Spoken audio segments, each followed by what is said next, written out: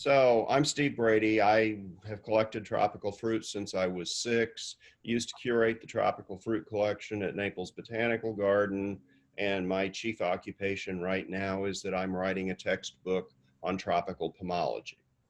So that's how I fill my days. And let's see if this is going to work. Oh, Rud. So we should be play. And there we go. So let's talk about mangoes. Mangoes have been a part of the human diet where they occurred for probably 1,000,000 years.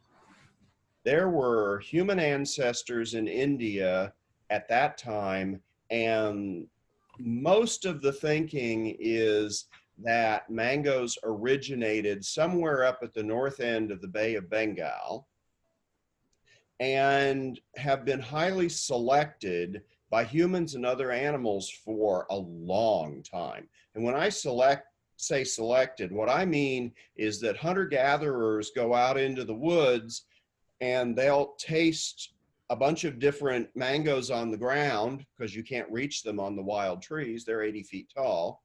And are you all hearing me? Yes, we can, Steve. Yes. Okay, thanks. So at any rate, they pick up the best ones. They don't carry the lousy ones back home. They carry the good ones. They eat these fruits in their little camp and they throw them out on the edge of the camp into their kitchen middens. And those seeds come up, and subsequently down the road, another group of hunter-gatherers comes in and they pick from that generation, and it keeps going down the road. So it gets to the time of the discovery of the New World and all that. The Spanish seem to have brought mangoes to the Caribbean from the Philippines in the late 1500s. And the variety that made it to the Caribbean is the one we call today turpentine. And we're going to go into turpentine pretty deeply because it's the basis of a lot of Florida mangoes. Genes from Indian mangoes, much better selected ones, were added in the 1890s. A nursery up in Bradenton called Reasoners started importing air layers of various popular Indian mangoes at the time, and they sold an air layer of a variety that they had labeled Mulgoba to a lady in what is now Coconut Grove. And that started a whole chain of hybrids and seedlings, none of which was deliberate. These are just seedlings that arose over time. That, you know, fruit falls on the ground, animals carry it around, a mango tree grows up in the border of somebody's yard or farm. And in Florida, we have a long history of people giving names to seedling mangoes that grew in their yard. And they'll tell you it's the best mango ever. Okay, so in the late 80s, Fairchild Botanical Garden, funded by Frank Smathers, hired Richard Campbell. And Dr. Campbell started intensively collecting and evaluating mangoes all through the 90s and the 2000s. And Richard really knew his mangoes. His father was a pomologist. Richard went and did his PhD in pomology, and they worked together until Carl died. Richard hired Norris Ledesma. She helped develop the evaluation protocols for tasting and selecting new mangoes. Both of them traveled the world, bringing back mangoes that were unknown here in Florida and testing them under our conditions. And we'll talk a little bit about climate later, but Florida conditions aren't like India conditions, aren't like Vietnam conditions, the Philippines, etc. Out of all of these mangoes that they brought back, a large number of seedlings of good to great mangoes were trialed, and some of them ended up being the mangoes in the current generation. So let's talk about turpentine a little bit because it is the original Caribbean mango. Here since the late 1500s, it's a big tree with a small fruit. It has good production, it's very fibrous, it has good flavor. And I like to tell the story that Crafton Cliff tells. He says that if there were no other mangoes on earth, turpentine would still be one of the 10 best fruits on earth. And he's right. If you just roll the fruit in your hands and squeeze it and bite the tip off, you can squeeze the juice into your mouth with none of the fiber, and turpentine's a very good fruit. Now, the problem with turpentine, the leaves and the fruit have poor disease resistance, so the fruit always look bad, but its genes have been transmitted down into a lot of modern Florida mangoes. Now, that's not the ones from out of the country. Those are Indian and other mangoes. But from Florida ones, turpentine is a big deal. So what's turpentine good for?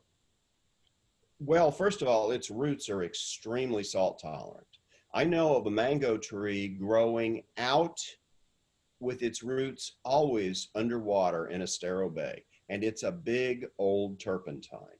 And my guess is that it got washed out when Hurricane Donna blew through in 1960, and that tree has been out with at least 4 feet of water up its trunk ever since. So that tells you that this plant is almost semi-aquatic. It's probably close to the wild type mango, although Richard Campbell has come to believe that there is no wild type mango, that what we call the Indian mango, Mangifera indica, is actually various clusters of hybrids of several species. And he may very well be right. Until we do detailed genetic analysis, we won't know. But what's turpentine good for? Well, we just talked about the fact that it's got fantastic roots.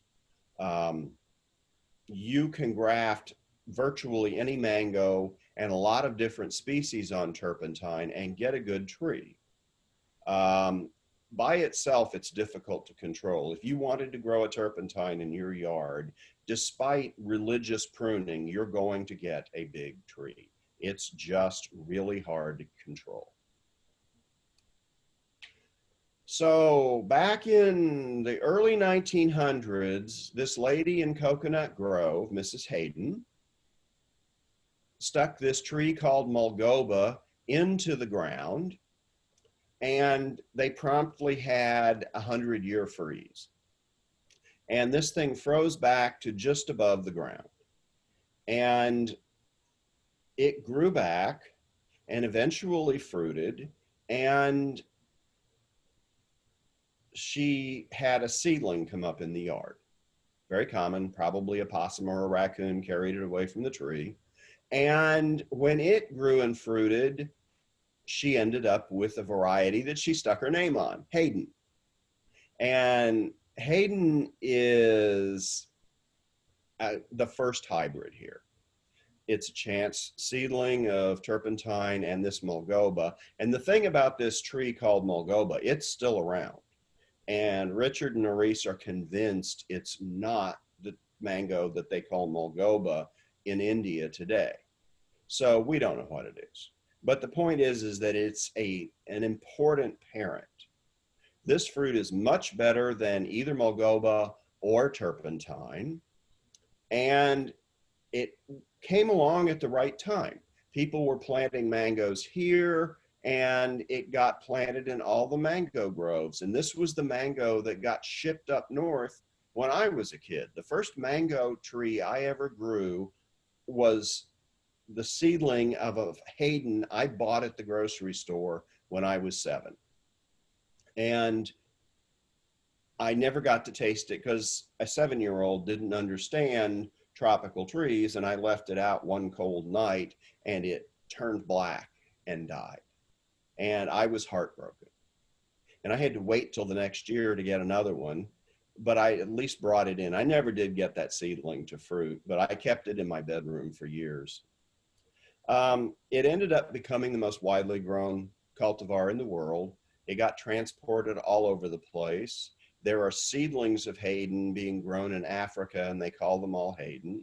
It's in Hawaii, and it is a grafted tree there, and they use Haden as their rootstock, not turpentine. And it bears reasonable crops, considering that it rains in the winter instead of the summer in Hawaii. So every year the flowers get wet. That's not a good thing for mangoes. It's still many people's favorite mango, despite the fact that there are so much better ones available today. It's naturally a huge tree. It's very difficult to control. It bears heavily, but it's an alternate bearer. So one year you get a very heavy crop. The next year you may get almost none. It's got very poor disease resistance. You have to spray the dickens out of this tree to have decent looking fruit. And the stuff that was available to spray those trees with to control the anthracnose was copper. They didn't have anything else back in the day. It was great mango in its time, but if you eat it next to the more modern mangoes, it's obvious that it's been surpassed. But it's still widely grown. The nurseries still propagate it because people walk in the door and that's the mango they want. And you can't talk them out of it. So just know what the problems are. So I want to talk a little bit, because people have already raised these issues in the chats. How do we deal with the faults of Haden? You know, you want a tree that's a modest size, and it needs to be easily maintained. You don't want a huge tree.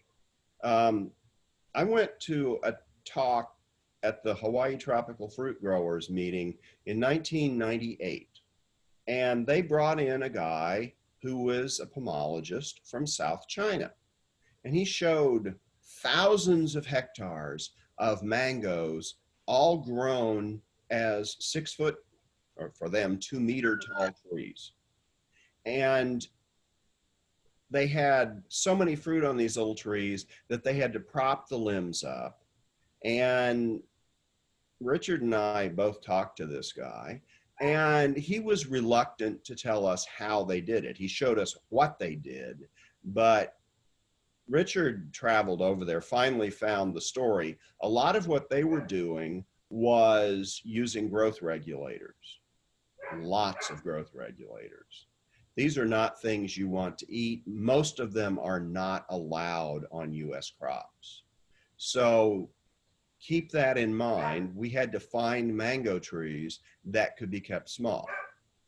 We want good productivity. I don't want a mango tree that has delicious fruit that only makes a fruit every 2 or 3 years.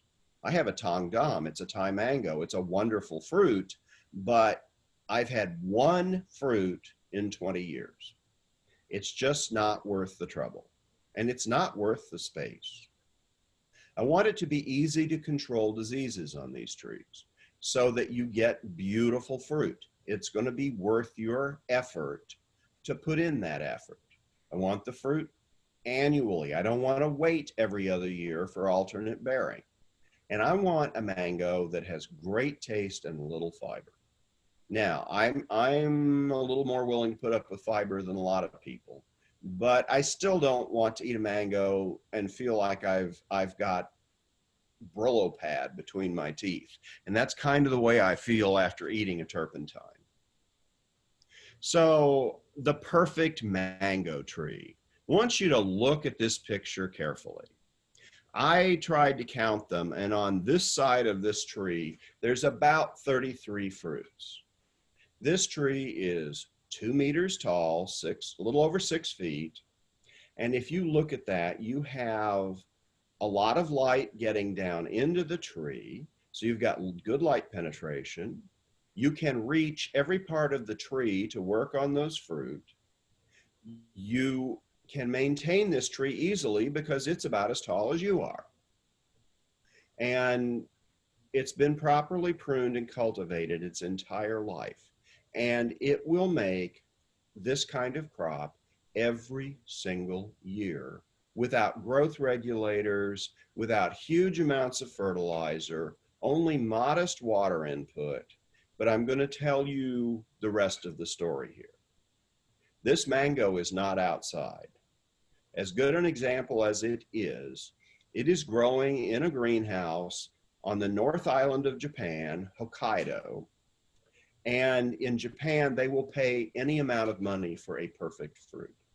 And these mangoes, the last time I heard the price, are about $60 a piece in the markets in Tokyo.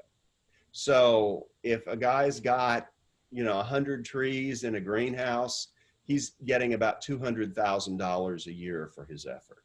That's a lot of money for mangoes. We don't do that here, but then we don't put in the effort to get fruit like this. It's really amazing. And let me tell you, there's an internet company called Miami Fruit that is getting these kinds of prices for mangoes that are less perfect than these. Maybe I should just go into the business. So here's the keys to successful mango cultivation. They need full sun. If your yard is a cave, either cut down some trees or grow something other than mangoes. You need well-drained soil. I mean, turpentine's great, but if you have fresh water standing in your yard all summer, you need to drain that yard somehow. Think about it. You need to prune from the day you plant that tree. You should pick out a perfect 3-gallon tree. You should carry it home, put it into a nicely dug hole. So you work a little organic matter in there and you set it in so it stands at the top level of the soil, and then you fill in around it and you keep watering as you fill it in. It's called mudding in. And you do this, and then you look at that tree and you cut it off about a foot above the graft union. Just right away, whack that tree. You don't want trunk. Mangoes don't fruit on the trunk. If you have to have a tree, meaning a tall, straight trunk, and then leaves up in the air like a lollipop, what you have is a sail in a hurricane. That thing is going to catch the wind and go over. So think hard about that. You need a little bit of fertilizer, but it has to be targeted. There are certain times you'll use fertilizer on your mangoes and you're not going to put it on the roots. And then you need to mulch under that tree. So you make sure that you put down 4 to 6 inches of mulch. I personally like eucalyptus and cypress. I don't like the dyed mulch. I don't know what that dye is, and I don't want to eat it. So just ordinary cypress mulch or ordinary eucalyptus mulch, and you keep that mulch off the trunk. So once you put it down every year, you get down there and you make sure that you clear it back from the trunk so that you have a ring at least 4 inches wide all the way around the tree where that mulch does not touch the tree, and you pat it down so it doesn't move. And right after you put mulch down, you pat it down and you water it. That fixes it in place so that you don't have to worry about this down the road. So I tried to put together an annual mango calendar for you. This is what you have to do to grow a mango tree, like I showed you the picture from the greenhouse. You can do that outside in Florida. So my mango year starts in December, and I go out and I put 2 doses of insecticidal soap on my trees. You need 2 ounces of soap per gallon, and we'll talk about how you do that later. But you put that on when you know the weather's going to be dry. You don't want to put it on and have it rain that night and wash it off the tree. And the reason for insecticidal soap is that it does several things for the tree. First of all, it washes the tree. It takes dirt off the leaves. As it dries on there, it drowns sucking insects and mites. And finally, it actually has quite a bit of potassium in it, and potassium is required for good flower set and fruit set. So by doing 2 doses of this on the leaves in December, you get a lot of potassium into that tree. You make that tree a lot happier. And in January to March, you're going to watch your tree carefully. Once it starts to bloom, you start to put an organic fungicide called actinovate on every 10 days after the first fruit reaches nickel size. And you make sure you spray that fruit and those leaves to runoff. What you're doing is guaranteeing that your new little fruits don't get infected with anthracnose. That's those black spots you see all over fruits down here. And you keep doing that until you get the number of fruits you want. And you're going to have to keep thinning these fruit. You never want more than 3 fruit per panicle. So you do that when they're small, then those fruits will get, the ones remaining will get to maximum size. And that's what you want. You want a big, beautiful, delicious, full colored fruit. March to May, you're going to cut out any branches that are affected by mango malformation. And I didn't put a slide of that in here. You can certainly Google it and look at it. And my guess is that if you've got a mango tree in your yard, you've got it. It's very common here.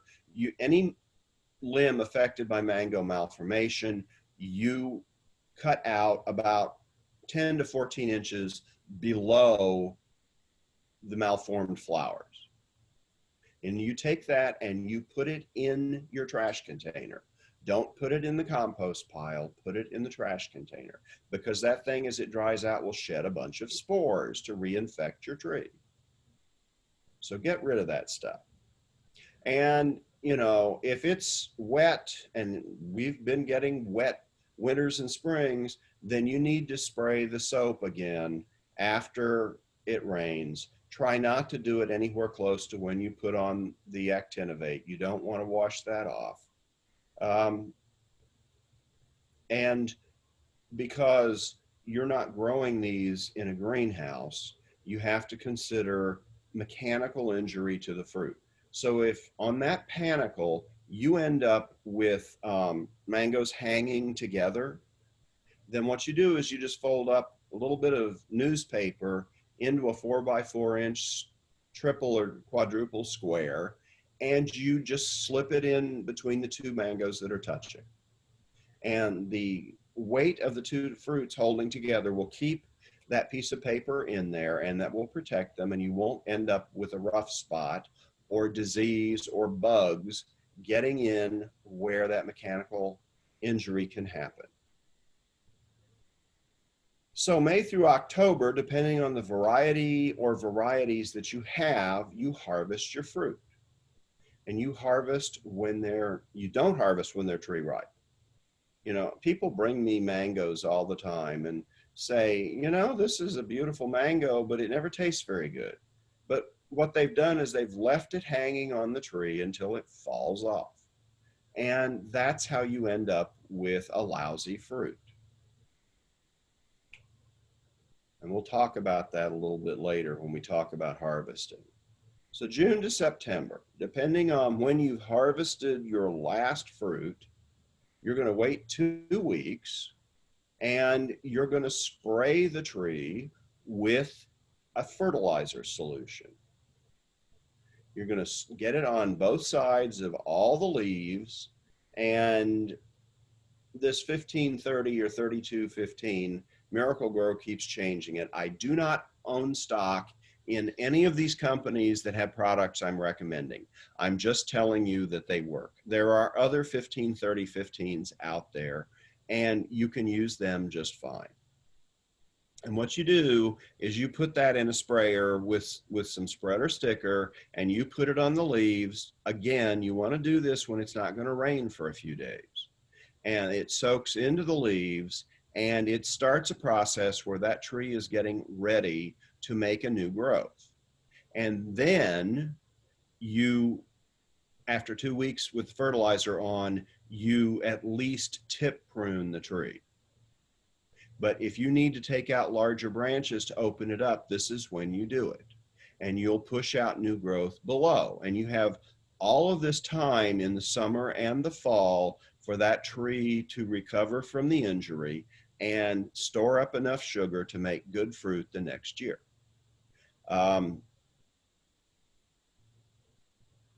In September and October, you do your second pruning, and you just do tip pruning. And when I say tip pruning, what I mean is you look at the end of that branch and you look at that swollen terminal bud, and you get a pair of flower shears in there and you cut out maybe the top 2 or 3 leaves and that terminal bud. What that does is that triggers an injury response in the tree, and it pushes out new growth from below that. And right after you do that, you spray it with soluble fertilizer and you let those new growths grow out. If it's really wet, try to pick a couple of days in between and put another dose of insecticidal soap on. You want to keep your trees spotless. If you don't have fungal spores on the trees, you don't have mites or anything else, your trees are going to be clean and really productive. And if you don't keep them clean, they're going to make lousy fruit. So when that September, October last flush is almost fully grown, it hasn't turned dark green yet, it's still the light green, and all you have to do is go look at the trees right now. They're in their summer flush. You can see the new growth as opposed to the old growth. You should be tip pruning your mangoes now. But the fall flush, when it gets almost done, but not dark green yet, you spray it with minor element spray. Again, I don't have stock in the company, but Keyplex 350 is the one that virtually all the big growers use, and they use it because it works. There's an organic version of it, and there's the regular version, and truth be told, there's absolutely no difference in their performance, but they do charge through the nose for the organic one. November, you're basically not doing anything with your mangoes. You just enjoy them. They're sitting there. You can go do something else. And in December, it's time to start again. You need to do this every year. But if you do this, you'll get really wonderful trees and wonderful mangoes. So let's talk a little bit about how to harvest mangoes. I picked a pretty picture here, and the top 5 mangoes have been left on the tree too long. Those should have been brought in probably last week. You want to complete the ripening process in a controlled environment. So harvest when they're mature but not tree ripe. If you look at the mango down here, if you can see my cursor, that one that's green that's just starting to turn orange, that is when you pick mangoes. And it's different for every variety because they ripen at different times. So you're going to have to watch your fruit carefully. If this is a carry, that first of those ripening fruit will start to occur in May. And if this is a kit, the first of those truly ripening fruits will occur in late August. And you have to watch kit carefully because it colors a lot on the tree, and everybody wants to go pick that fruit, but they're just not quite mature. So if you're growing kit, keep an eye on it and restrain yourself. Now, here's the problem. We've been having rather strange winters, and the mango season this year was basically moved forward about 6 weeks. I am harvesting kits now, and I live out, close to the botanical garden and about 1,500 feet from Naples Bay. So my climate is very warm. We had a lot of rain in February and March, and we didn't get much of a crop this year. It was raining on the flowers. So all of this can get moved back. So right now I'm actually doing my September pruning because I've already had the first flush and I'm working on the second one. You want to harvest your fruit by clipping the stem. Don't just rip the fruit off of the tree. First of all, you'll shake other fruit loose when you're doing that. So you decide which fruit you're going to pick. And you get in there with that pair of flower shears I told you about. Those are very sharp, small pruning shears. And you go in there and you surgically cut the stem of this mango about an inch above the fruit. And the reason for doing this is to keep the sap from running down on the fruit. If you do knock one off and it's got sap on the skin, carry it inside and quickly wash that sap off. Because what it does is it burns the skin of the mango, and any disease organism spores on that fruit will cause it to start to rot, and you'll have an ugly fruit. If you do what I'm telling you, you will have gorgeous fruit. And you just lay these out on a piece of newspaper in the kitchen and allow them to ripen. You check them every day. When they start to get soft and they feel just about the same texture as a perfectly ripe pear, and they start to get that wonderful mango fragrance, then they're ready to eat. If you can't eat all the ripe ones you have that day, put them right into the refrigerator and they will be good for about 4 days. You can slice them off of the stone, peeled, and put them in Ziploc bags and freeze them, and they're very good in the winter that way. Or you can also freeze the whole fruit and just let it thaw a little bit. When you're ready to eat it, peel it off, and I like to throw it in the food processor while it's still partially frozen and just whip it up, and it makes a really nice mango sorbet that way. You can add a little touch of lime juice to it and it's perfect. So, really good mangoes. Everyone asks me, what is the best mango? Well, the best mango is the one that you truly look forward to eating. If you've gone out and made the effort to taste a bunch of varieties and you pick a particular one, that's going to be your mango. Now, that being said, as I told you, there are a lot of mangoes out there with names on them. And that doesn't mean that you should plant them. There's all kinds of mango stories I can tell you. There's a mango from up on Pine Island called Bailey's Marvel that really has nice flavor, but it has worse disease problems than Hayden. And it's an old Hayden seedling from back in the 30s or 40s. You know, even though you might like it, find another Hayden seedling that has less disease problems, if that's the flavor you want. And what you find is that there are families of mango cultivars that all have similar flavor. All of the Hayden fruit seedlings have similar flavor. All of the Julie seedlings have similar flavor.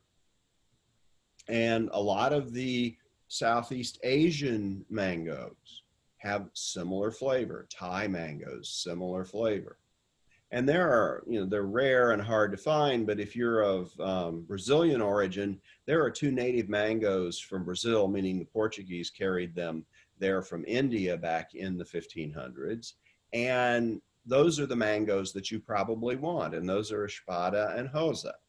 And they're wonderful. They are in Florida. I happen to like both of them. I have a whole bag full of Espada sitting on my kitchen counter that I'm going to enjoy this weekend when they're ripe.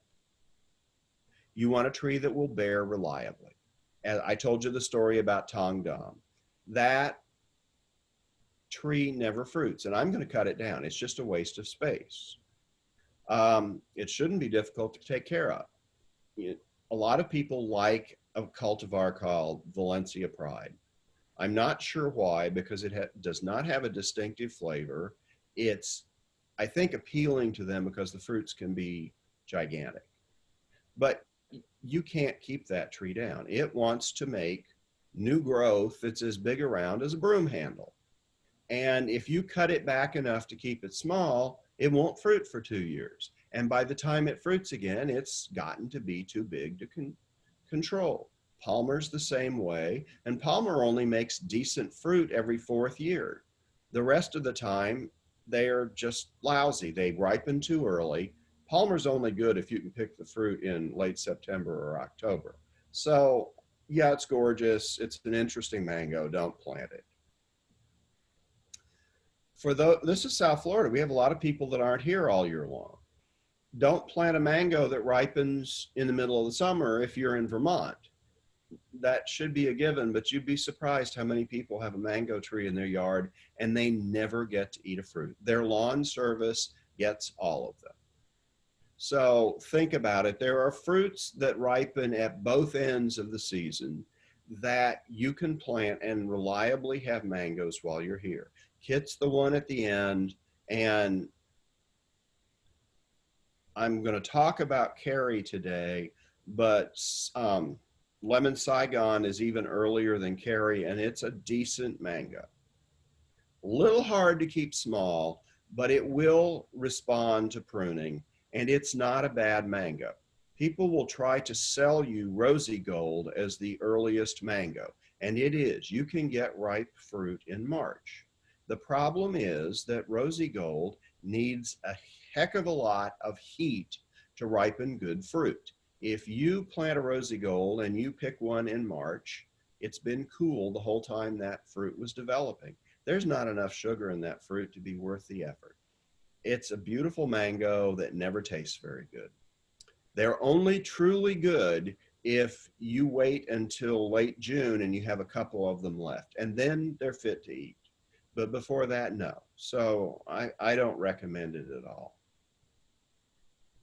So let's talk about some varieties. The first thing we're going to do is we're going to talk about 4 old, good, reliable varieties that respond to the kind of care I just told you about. But, you know, if you've got an old Kerry tree in your yard and it's been allowed to get very large, you'll never bring it down. You can have that tree hat racked, meaning cut back to major limbs, and 4 years later, it will be the same size. Once you've got that great big root system, the trees will simply not come down. They mean to be big, and that's what they're going to do, or know the reason. If you truly want little trees, then, and you've got an old Haden in your yard or something, cut it down, have the roots ground out, and start over. You can have beautiful mangoes from a 3-gallon tree in 3 to 4 years if you'll just do what I'm telling you. So Kerry's early, May to July. It tends to set 2 or even 3 crops. There are waves of bloom on Kerry. I pull all of the fruit from the last flush of bloom off the tree, because if you let that one ripen, the tree goes into alternate bearing because it's just too much for it. So you take out any late flowers and any late fruit. You only want the ones that are big enough to ripen before the 2nd week of July. It has a mild, pleasant fragrance. It's got sweet, juicy flesh, very little fiber. It's very easy to keep small. It bears reliably if you do what I just told you. It's my go-to mango with Glen. Everything I'm telling you about Kerry works for Glen. If you like to make jam and cobbler or pies, ice cream, Kerry and Glen are fantastic. They have very little disease problems. They're easy to thin out and have beautiful big fruit. Kerry tends to ripen a kind of a muddy yellow, as you see in that right lower picture here. But it's still just one of the best mangoes in the world. Almost nobody dislikes Kerry. Cushman is an old variety. Again, we're in the old ones first. That ripens after Kerry. It's June to July. It's a very reliable bearer. This is the most fragrant, commonly grown mango in Florida. And if you get a perfectly ripe Cushman in your house, when it's ready to eat, the fragrance will drive you nuts. You won't be able to think about anything but eating that fruit, and you should eat it while it smells like that.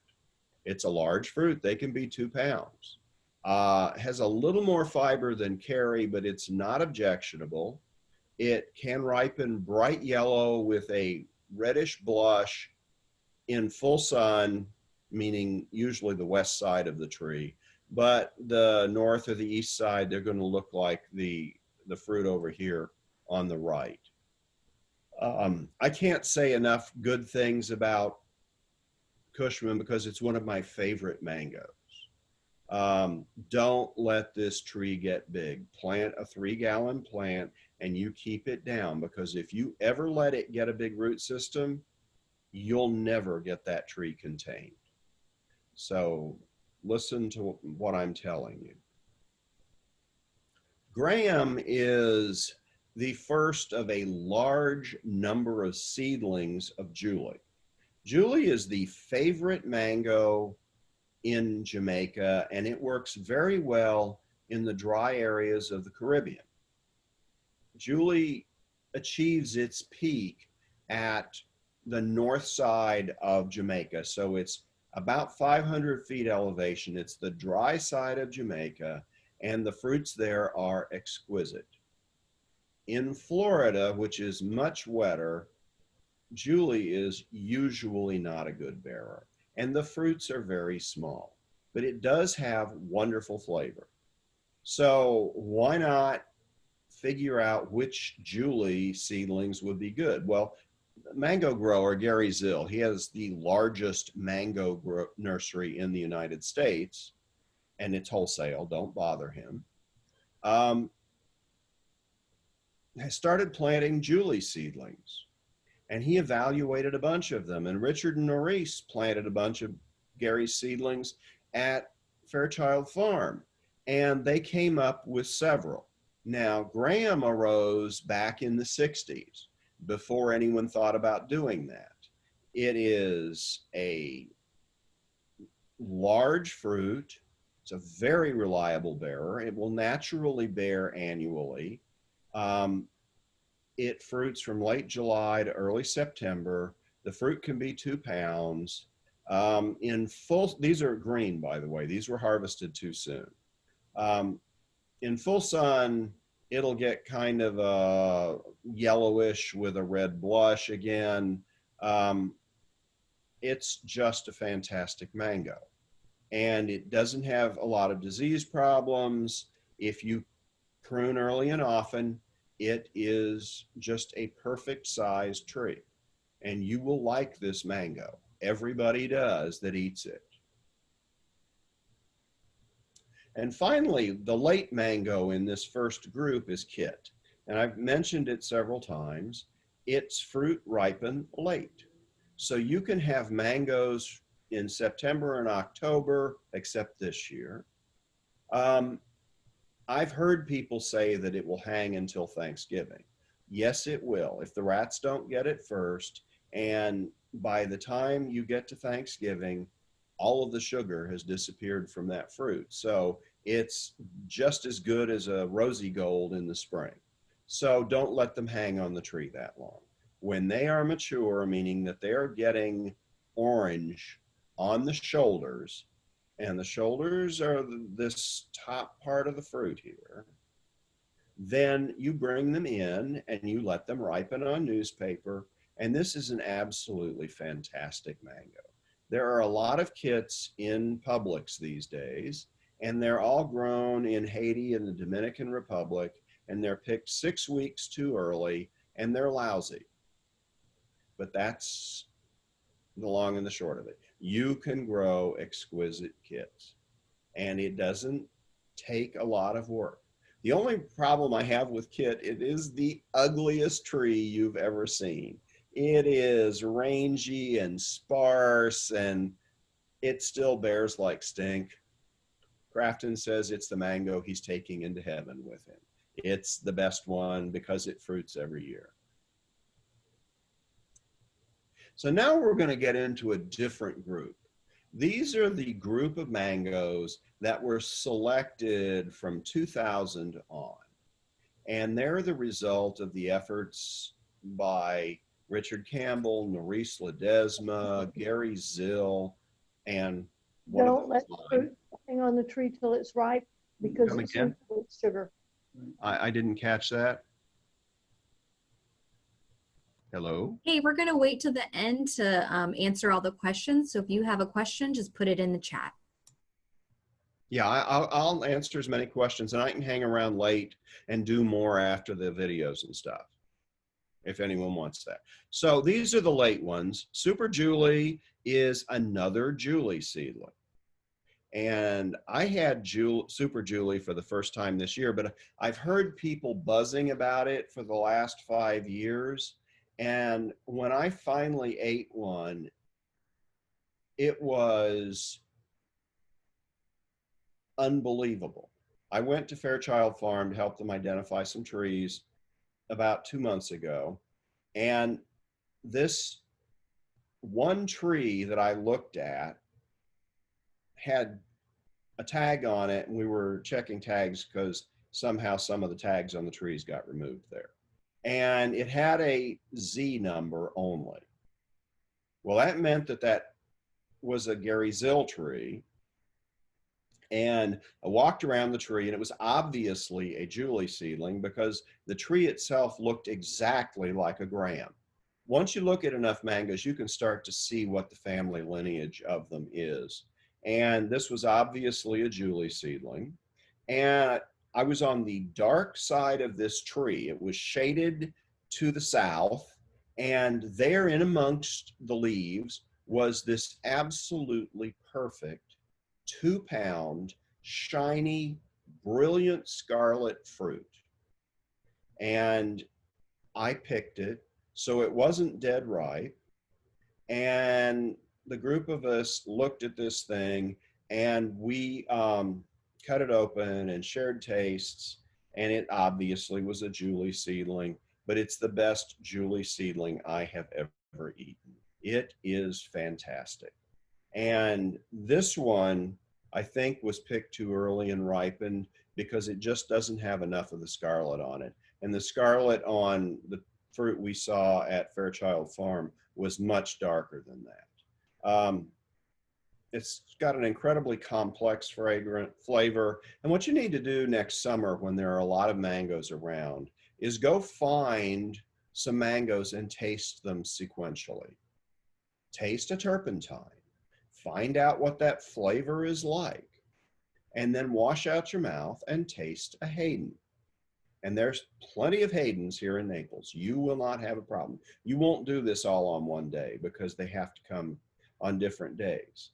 But taste a Graham or a Julie or something like that to get that flavor in your mind. And then you can taste all of these others, and you're going to see what the progression of flavors from turpentine to Hayden to the rest of these was like. I've talked to a bunch of people that have eaten these, and they've been yapping at the nurseryman to sell them trees of this. Steve Kura at Fruitscapes has got a few of them left, and he's already told Gary Zill that he wants a bunch of them for next year. So it is going to be available. 1 pound fruits, June and July. So this is a mid-season mango. You could not go wrong, and the tree will stay small if you'll just do what I told you. This is the one that Maurice Ledesma is pushing now. It's Jumbo Kazar. I'm sorry. Oh no, the whole picture's there.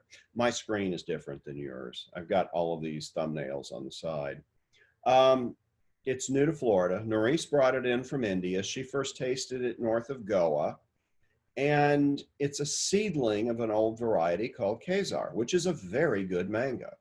I know someone here in Southwest Florida that has Kazar. And it's got a very complex, spicy flavor. I got to eat it for the first time this year, and I was really impressed. It has good production, good disease resistance. It is not a big tree. You will be able to control this tree easily. It's going to ripen here in June and July.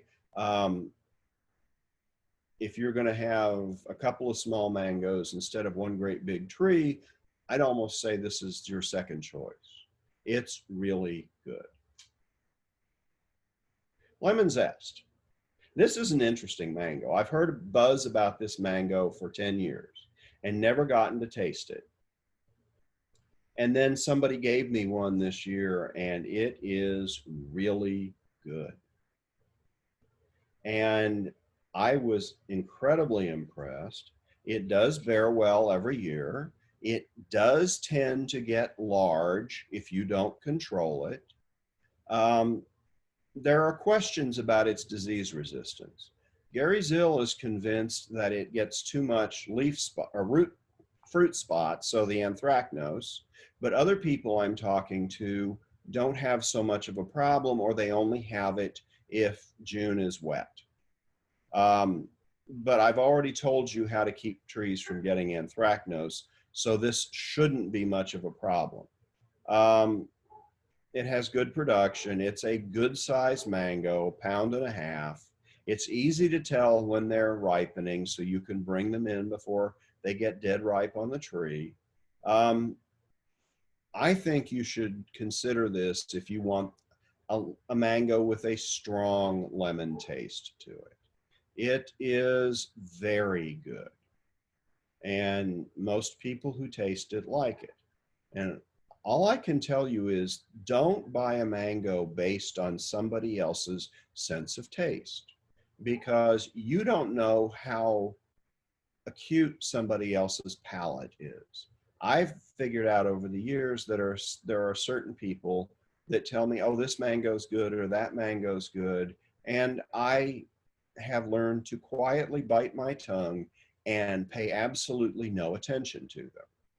Because if they like it, I almost assuredly will not. I like mangoes with really good balance of sugar and acid. I like intense fragrance. I like minimal fiber.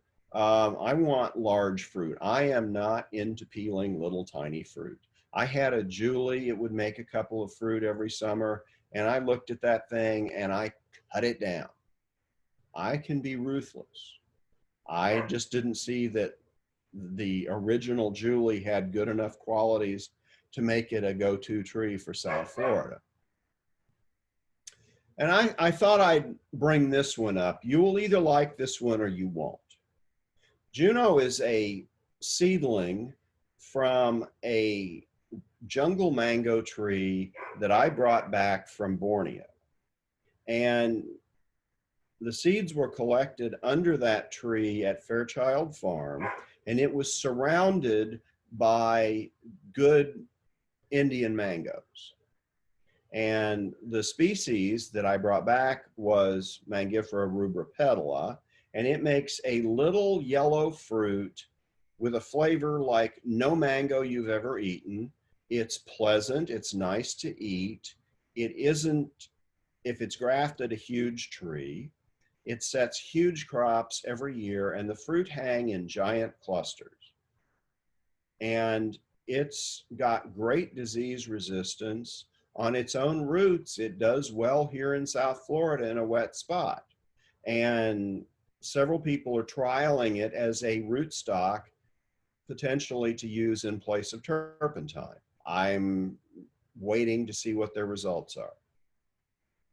So what was the Indian mango? Well, Richard and I tasted this thing, and he led me around my yard to a tree called Cambodiana, and he broke off a leaf and crushed it, and sure enough, you get the Cambodiana fragrance in Juno. Cambodiana is a great old mango. It is a Southeast Asian mango, and it has fabulous fragrance, fabulous flavor, and of all the mangoes in my yard, it is absolutely the most sensitive to mango malformation. It is just virtually impossible to keep malformation off that tree because the spores drift in the wind. And I'm in an area with a lot of old Hadens and turpentines in people's yards. And I can't keep Cambodiana clean, but I don't get malformation on Juno. So it's got an extremely intense flavor. It's very complex. It's a little tart for some people's taste, but if you like sweet tarts, you might like this fruit a lot. It produces well every year. Like its rubropetala parent, the fruits hang in clusters. It tends to be a large tree, but on turpentine, it's come down out of the sky, and it's very easy to contain. It has good disease resistance. And I thought I'd show you this is a fruit I took a picture of yesterday afternoon, and you can see that it's got this fissure here, and I'll leave it to your imagination what that looks like. But Juno is a delicious mango, and Steve Kokura at Fruitscapes is getting some propagated, so it'll be available in a year or so. And if you've got room for an unusual but delicious mango, here it is. So let's think our way through the end of this. I talked about insecticidal soap. I told you what it does. It drowns insects and mites. When you spray insecticidal soap, you want to spray it to runoff. You want to make sure that both sides of all the leaves are wet and that the branches and trunk are wet, because what you're doing there is you're killing all of the little mites and sucking insects that have hidden out in the fissures in the bark. So make sure you spray to runoff. It's very easy to put this on with a hose end sprayer. The all plastic ortho ones that you can buy at Home Depot are perfect. I have no stock in Chevron. It's just that the ortho products work. So what you do, you decide how much spray you need. You're going to need about 4 gallons of spray for each 6 foot by 6 foot by 6 foot mango tree. So you pour 2 ounces per gallon into the spray bottle, and then you add an equal amount of hot water. And what this does is it thins the insecticidal soap down enough to be able to run it through the sprayer. And you mix these together, and you set the sprayer now for 4 ounces per gallon because you've diluted the insecticidal soap by half, and you go spray your mango trees. And don't make up more than you need. You'll just waste it. And I told you that this also gives the trees a little bit of potassium, which is never a bad thing with these.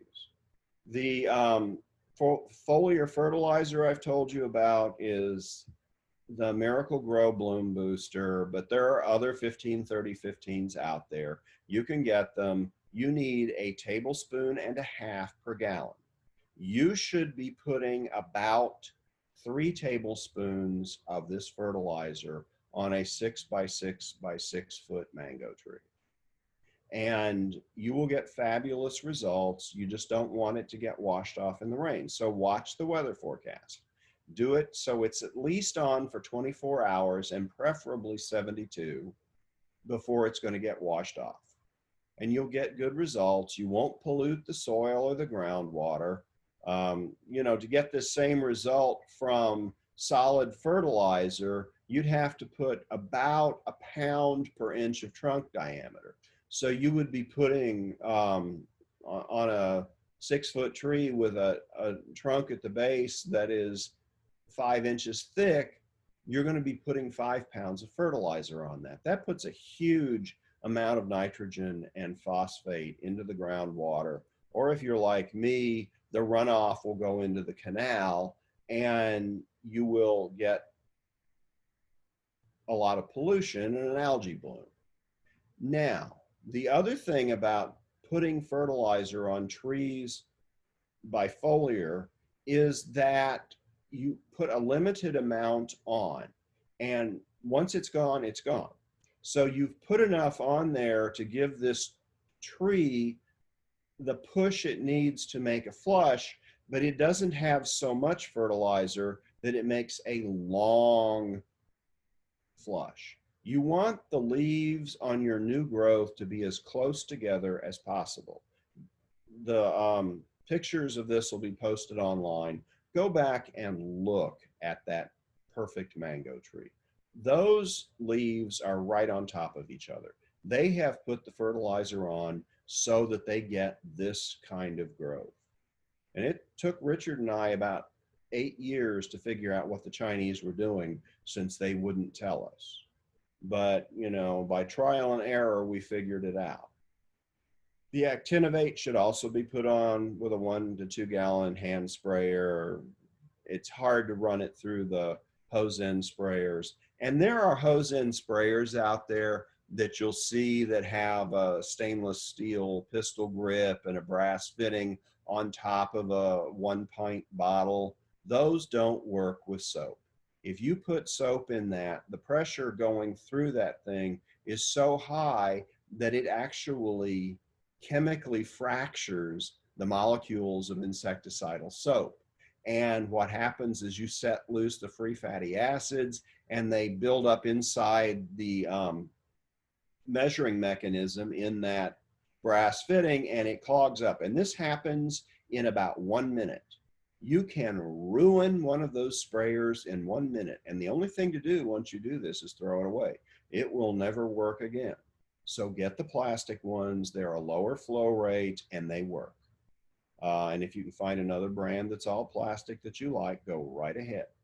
But if it clogs up suddenly, you know the flow rate was too high. Let's talk about cold, because cold is still an issue. Even though we've had a number of very warm winters, I still think we could have a catastrophic freeze. There are no cold resistant mangoes. People will tell you, oh, I've got this mango that fruits up in Orlando and it's cold resistant, and horse manure. They're in a warm spot. All the way up the middle of the state are a bunch of lakes. And if you go and drive around on the south side of those lakes, you see mango and lychee trees growing far north of where they belong. What those people have is little microclimates. And it's not the tree is hardier, it's that the air is warmer on a cold night. And it's the lake effect that does that. So you've got to be ready if you're in a cold area like Golden Gate or Lehigh or something like that to protect your tree. If you have a 6-foot tall mango tree, you can protect it. If you have a 30-foot tall mango tree, you might as well wave goodbye to it. How do you do that? Well, first of all, think about cold. There's two kinds of freezes. There is the freeze where the actual air temperature drops below 32 degrees, and the longer that lasts, the larger the wood on the mango tree is that freezes. And if you go back to the 1977 freeze, where it was 18 degrees out in the Redlands, mango trees there either died to the ground or they froze back to 10-inch wood. That's branches 10-inch thick at where they come off of the trunk. That's how cold it was there. So you've got to control this. If you keep your tree 6 foot tall, you can buy frost cloth in the fall and keep some around, get together with some of your friends and share it. It's not very expensive, but it's mostly meant for vegetable growers. So it comes in 200-foot long rolls. Now I keep one here because if we ever get a catastrophic freeze coming, I want to be ready to protect the trees. How do you do that? You figure out how wide your tree is, and hopefully it's 6 by 6 by 6, and you cut off a 20-foot length of this frost cloth. It's 12 foot wide, and you start by wrapping it around the tree at the bottom after you've hung a 25-watt light bulb in there on one of those portable light bulb sockets. And you'll plug that in when it starts to get cold. You wrap around this tree, you can staple the frost cloth in place and then wrap it over the top and staple it, because you're going to be doing this before a big cold front comes. You've got to make sure it doesn't blow off in the wind. And then when the temperature's dropping below 50 degrees, you just turn on that light bulb. It can't touch the trunk. It can't touch the leaves. It can't touch the mulch. You don't want to start a fire and burn up your tree trying to protect it from cold. So if you do this, you can leave that frost cloth on for 4 to 6 weeks. If it's going to be a cold winter, you want to make sure you're out of the risk of frost before you take it off. It's not that hard to do. Most people aren't like me. I've got 50 some mango trees now, and I am thinking of thinning. I have a lot of varieties that I no longer think are worth the trouble. So I may do some serious culling this summer.